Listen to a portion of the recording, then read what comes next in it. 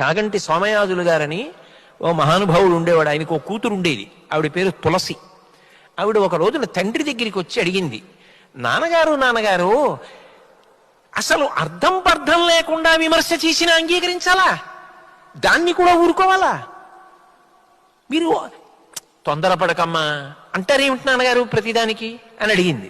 అడిగితే ఆయన అన్నారు, అమ్మా నువ్వు రాసిన విషయం ఏదైనా ఇలా పట్టరావు ఓ కాగితం అన్నారు. ఆవిడ వ్రాస్తూ ఉండేవారు వ్యాసాలు. ఓ కాగితం పట్టుకొచ్చింది. నేను అడిగింది ఏమిటి, నాన్నగారు చెప్తున్నది ఏమిటని విసుక్కుని.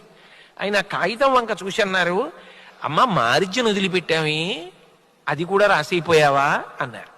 ఆ అమ్మాయింది, నాన్నగారు కాగితం అంతా రాసేస్తే అందంగా ఉండదు, మార్జిన్ వదిలితేనే అందంగా ఉంటుంది నాన్నగారు అంది. అమ్మ కాగితం మీద 10 వాక్యాలు వ్రాయవలసి వస్తేనే మార్జిన్ వదిలేవే, జీవితం అందంగా ఉండాలన్నా మార్జిన్ వదలాలమ్మా. అక్కర్లేని విషయాలు నీ మీద అన్నవాళ్ళని వదిలేయడం కూడా